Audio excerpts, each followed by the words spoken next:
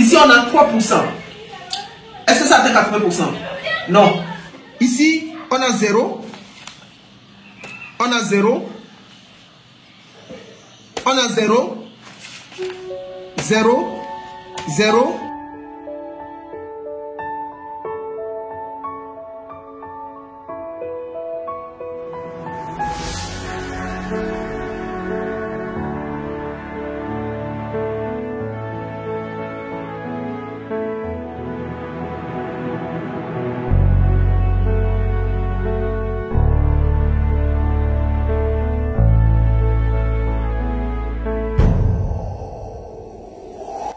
Je suis en visite dans cette ferme et nous allons une fois encore parler de l'aviculture.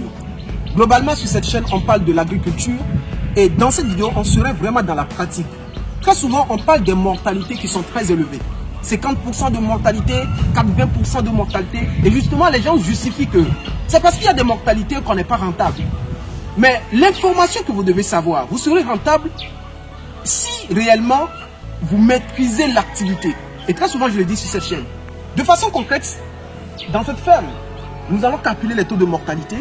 Vous allez voir les taux de mortalité que nous avons avec nos différents sujets. Parce que là, on a plus de 3000 sujets, plus de 3000 volailles. On a les pondeuses qui sont là, dans ce bâtiment que vous voyez en haut. On a les Goliaths, d'accord, qui sont les chairs hybrides. On a de l'autre côté les cailles. Donc tout ça là, ça fait plus de 3000. Nous allons prendre les fiches techniques, nous allons faire les calculs et nous allons concrètement savoir si on peut avoir les 80% de mortalité au niveau de certains sujets. On serait dans le concret. On va parler également des lapins. D'accord? Vous allez voir les lapins qui sont là-bas parce que ce monsieur est un amoureux de l'élevage. Il vit réellement de sa passion. Il veut vivre de sa passion.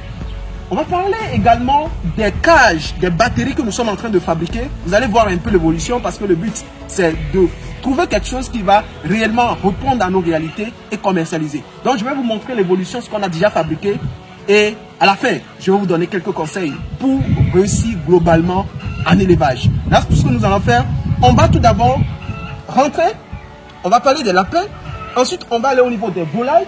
Ensuite, je vais vous présenter les cages, les batteries. Et à la fin, je vais vous donner les conseils. Là, allons-y. Et c'est tout à l'heure. Et c'est dans cette vidéo. Si vous n'êtes pas encore abonné, abonnez-vous. C'est maintenant qu'il faut le faire. Ici, nous sommes dans le concret. On n'est pas dans le bavardage. On fait la démonstration. On est dans la pratique. On n'est pas dans l'amusement. On ne parle pas seulement. Mais quand on parle, on vous montre aussi les réalités. Tout est clair. Donc ici, il n'y a pas de l'amusement. Donc tu t'abonnes et tu actives les notifications. Là, comme ça, tu serais averti. L'agriculture, c'est rentable. Mais quand on ne maîtrise pas, on peut dire clairement que ce n'est pas rentable. Mais quand on maîtrise, on est fier et on peut avancer. On a commencé juste avec 1000. Donc aujourd'hui, on a plus de 3000 sujets. Vous allez voir tout à l'heure, on a commandé plus de 1600 poussins pontes. On a déjà des sujets qui sont en ponte, mais on a encore commandé 1600. Alors si ça ne marche pas bien, on ne peut pas commander. Donc vous allez voir tout ça là et ça serait vraiment du concret. Donc allons-y.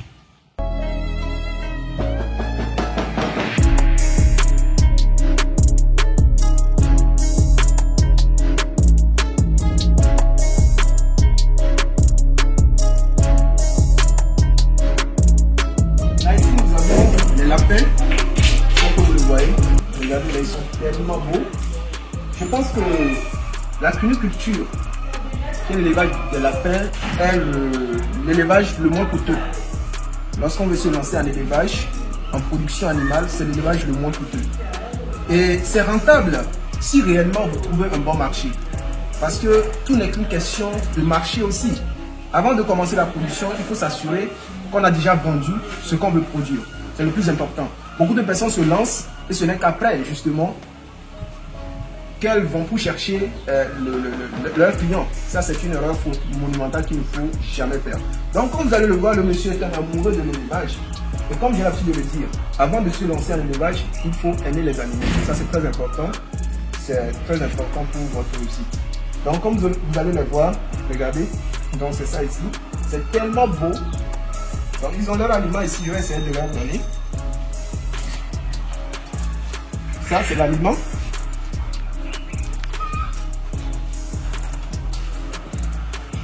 C'est comme si m'attendait.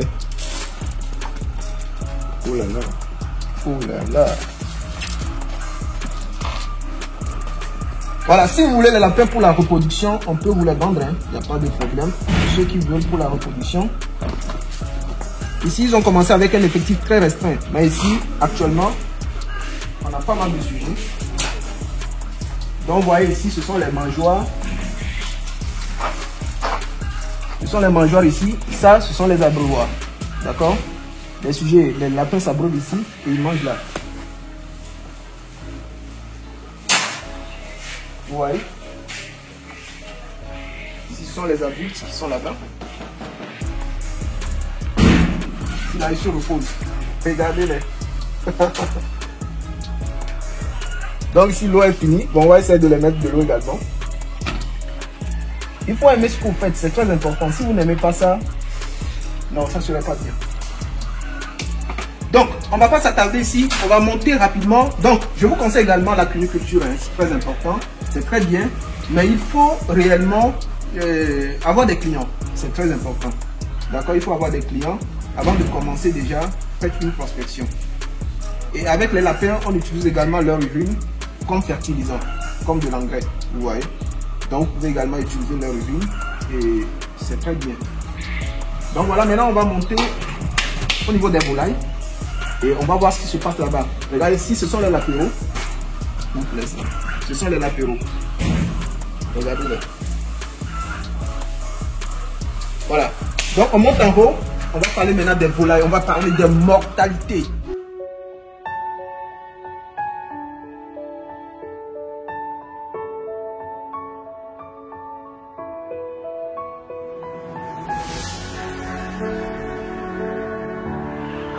Ici, nous avons nos fameuses pondeuses. Nos fameuses pondeuses. On ne va pas rentrer pour des mesures de biosécurité. On ne va pas rentrer. D'accord, ce sont les pondeuses. Là, actuellement, ils sont dans leur 28e semaine. Vous allez voir les résultats qu'on a déjà eu sur les fiches techniques. Donc, ce sont les pondeuses ici. Et on a également les poussins pontes. Plus de 1600 poussins pontes. Je ne vais pas rentrer. Plus de 1600 poussins pontes qui sont en bas. On va descendre, vous allez les voir tout à l'heure. De l'autre côté, vous voyez là, ce sont les cailles. Ce sont les cailles. On a à peu près 100 cailles qui sont là-bas. Là, on a plus de 1000 pondeuses. De l'autre côté que je viens de vous montrer. Là, ici, on a à peu près 300 Goliaths. D'accord? À peu près 300 Goliaths qui sont là-dedans. On a à peu près 300 Goliaths qui sont là-dedans. Maintenant, en bas, pour éviter qu'il y ait trop de bruit dans la vidéo, on va descendre en bas. Je vais vous montrer les poussins pontes qu'on a amenés, qui font déjà 3 semaines. Vous allez voir les mortalités. On va descendre, vous allez les voir. Et après, on va faire les calculs. Vous allez voir également les cages. Les cages des bactéries que nous sommes en train de fabriquer. Là, ici, nous avons nos 1600 poussins pontes qui venaient d'arriver. Ce sont les Issa Brown. Tu peux leur montrer ça. Ce sont les Issa Brown. En haut, nous avons les Legon, souches blanches. Ici, on a décidé de continuer avec les roues. Donc, vous les voyez. Pour les mesures de biosécurité, je ne veux pas rentrer. J'étais déjà rentré. Quand vous avez assez de sujets comme ça dans une ferme, les gens vont dire que voilà, il y a assez de sujets. D'accord, c'est bien. Mais lorsque vous avez assez de sujets comme ça, vous devez réellement respecter les mesures de biosécurité. Vous n'allez pas rentrer chez les poussins, ou bien vous n'allez pas rentrer chez les adultes. Après, vous venez vous rentrer chez les poussins. Non, ça ne se fait pas comme ça. Vous allez vraiment créer de gros soucis dans la ferme. Donc, il faut véritablement respecter les mesures de biosécurité. Donc, la personne qui travaille chez les poussins ne doit pas travailler chez les adultes. Et la personne qui travaille chez les adultes ne doit pas travailler chez les poussins. Si la personne doit rentrer, en tout cas, il y a certaines choses qu'il faut faire avant de rentrer. Et c'est comme ça que vous allez éviter assez de maladies dans la ferme. On va parler des mortalités. Pourquoi je veux réellement en parler? Pour vous dire une fois encore que quand on maîtrise, on peut réussir. Mais quand on ne maîtrise pas, eh bien le risque est élevé. Certaines fois, c'est parce que vous êtes vous-même risqué. Vous, investisseurs, vous êtes tellement risqué. Ou les personnes qui travaillent pour vous sont très risquées. Le niveau de connaissance n'est pas à la hauteur. Et pour cette raison, vous allez tellement avoir des problèmes. Après, vous allez dire que non, c'est pas rentable. Tout business est risqué. Tout business peut être rentable et peut ne pas être rentable. Maintenant, tout dépend de comment vous vous prenez. C'est ça qui est le plus important. Donc, c'est pourquoi je vais en parler, pour que vous sachiez en réalité que certains réussissent, certains avancent. Et dans cette ferme, je ne suis pas encore déçu parce que l'une des choses à savoir, c'est qu'il faut réduire le taux de mortalité. il faut bien faire les choses pour que vous n'ayez pas de mortalité. Donc, on va aller de l'autre côté, on va parler justement des cages. Après les cages, eh bien, on va parler des taux de mortalité, on va les calculer, vous allez voir ça tout à l'heure. Donc, voilà, ici, nous avons les cages. Je les avais présentées dans l'une de mes vidéos. Donc, ici, on a peinturé, vous voyez, c'est très joli, c'est très bon. Donc, ce sont ces cages-là, tu peux leur montrer ça. Donc, vous voyez les cages. Donc, ce sont les cages ici. D'accord? Regardez les cages. Donc, c'est ça. De l'autre côté, on a également ces cages-là. Donc, vous voyez ici également, nous avons deux. On a deux ici. Et on a une cage ici. Donc, ça fait au total 5 cages. Donc, nous allons utiliser ces cages pour les sujets, les poussins qu'on a amenés. Les 1600, on va utiliser ces cages-là. On va encore fabriquer, mais pour le moment, on a arrêté la fabrication. Et voilà. Maintenant, nous allons parler des taux de mortalité. C'est le sujet qui m'importe le plus. Pourquoi je vais en parler? Pour vous dire tout simplement que quand on maîtrise, on peut s'en sortir. Mais quand on ne maîtrise pas, ce qu'on ne maîtrise pas. Mais quand tu maîtrises, tu peux t'en sortir. Tu peux véritablement réussir ce que tu fais. Mais quand tu ne maîtrises pas, tu auras tous les problèmes. Donc, on va prendre tout d'abord les poussins qui venaient d'arriver. Ici, vous voyez, il y a les fiches techniques. On a les poussins qui sont là. D'accord? Nous avons les poulets Goliath. On a les Goliath ici. On a justement les cailles ici. Vous voyez, c'est les cailles ici. Les cailles.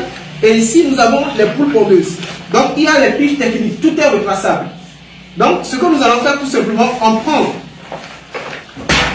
les poussins.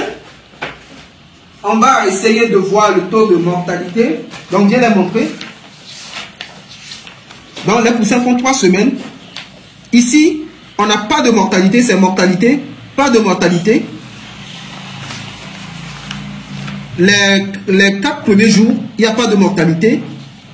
Ici, la deuxième semaine, bon, il a pris 0 semaine. Sa première semaine, 0 semaine ici, les 4 premiers jours. Après, il a commencé par bien calculer. Donc ici, disons la première semaine, après les 4 jours, les 7 jours qui ont suivi les 4 jours, on a eu 6 mortalités.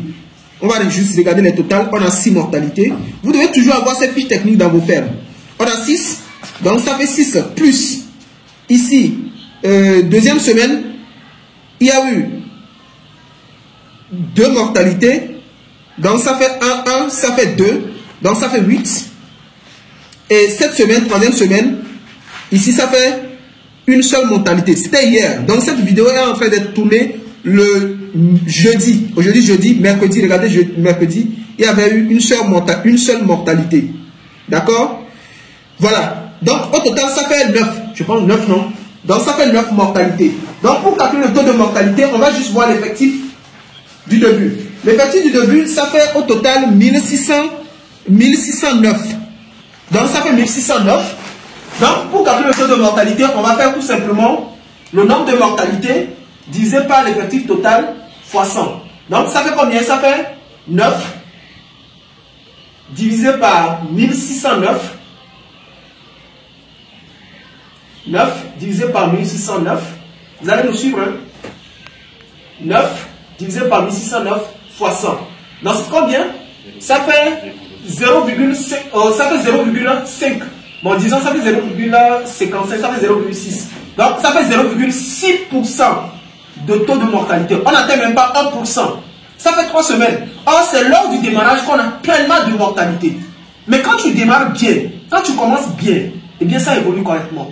Et quand tu commences très mal, les sujets seront affectés durant tout le cycle. Ouais, ça fait 3 semaines. C'est lors du démarrage qu'on enregistre tellement de mortalité. Mais 3 semaines, on n'a pas de mortalité. Ça fait 0,6. On n'atteint même pas 3%. Pour 15%. Bon, maintenant on va prendre les Goliaths. D'accord? Les Goliaths qui font 9 semaines, je pense, non? 9 semaines. Donc on a les Goliaths ici qui font 9 semaines. Donc voilà, on va aller rapidement. On va juste voir les totaux.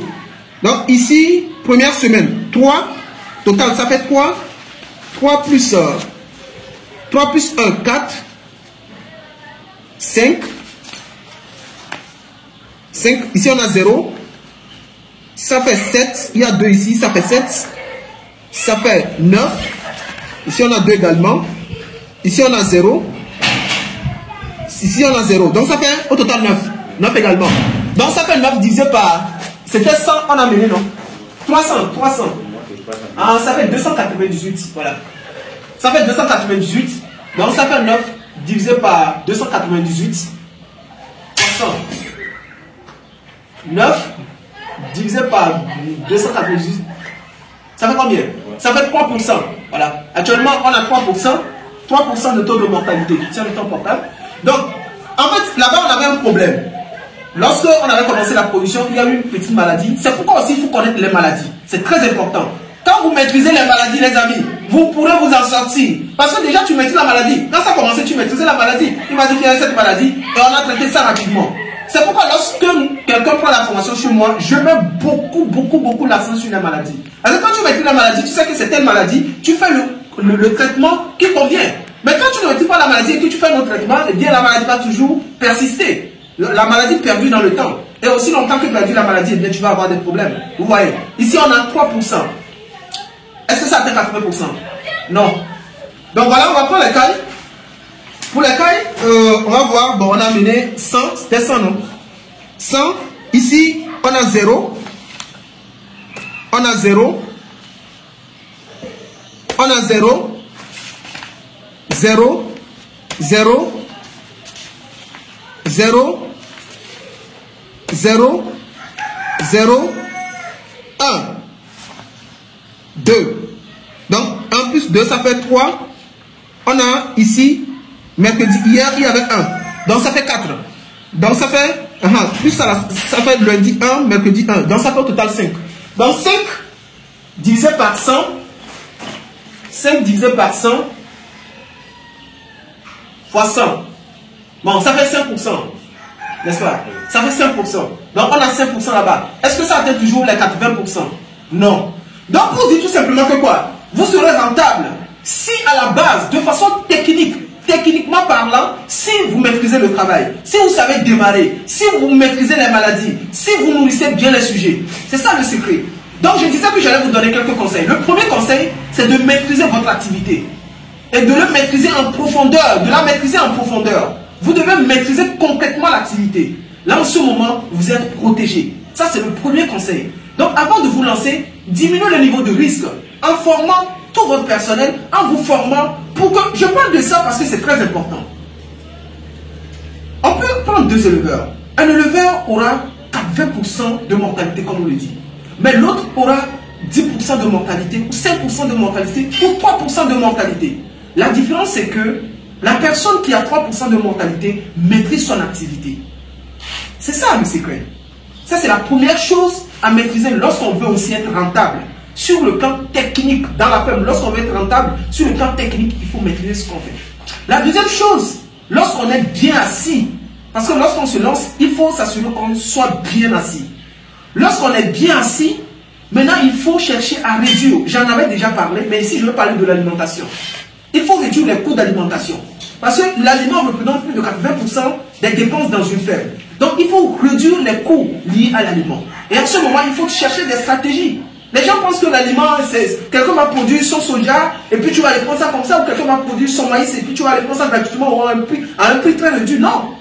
Il faut trouver des stratégies. Il y a certaines personnes qui financent les producteurs et ce n'est qu'après, après la production, eh bien, ils vont pour acheter le produit à un coût réduit. Ou lorsque le maïs sort en même temps, lorsqu'on a le nouveau maïs ou le nouveau soja, eh bien les gens vont justement pour acheter, en ce moment ça coûte moins cher. Donc il faut trouver des stratégies pour réduire le coût d'alimentation. Et lorsque vous êtes éleveur, c'est à vous de faire ces efforts. Moi je ne veux pas vous dire, à vous, lorsque vous allez vous lancer, vous allez trouver des stratégies. Les stratégies viendront naturellement. Vous allez vous enfouir dans le business et vous allez trouver toutes les stratégies possibles pour réduire le coût de votre aliment. Tout business est rentable, mais c'est de la manière dont vous vous prenez qui est le plus important. Voilà les 2 conseils que je voulais vous donner dans cette vidéo. Ça peut paraître banal, mais appliquez-les, vous allez voir que vous serez réellement rentable. Si on ne se lance pas, vous pensez que qui va venir le faire à notre place? Il y a également les Chinois qui sont ici, au Togo, qui font le poulet. Il y a les Chinois qui sont au Togo qui font le poulet. Dites-moi pourquoi ils sont là pour faire le poulet. Vous savez pourquoi ils sont là pour faire le poulet? Si c'est pas rentable, pourquoi les Chinois sont au Togo ici? Les Chinois sont en train de faire le poulet au Togo ici. Mais dites-moi, je veux savoir. Entre nous. Les gens sont taureaux ici, il faut le poulet.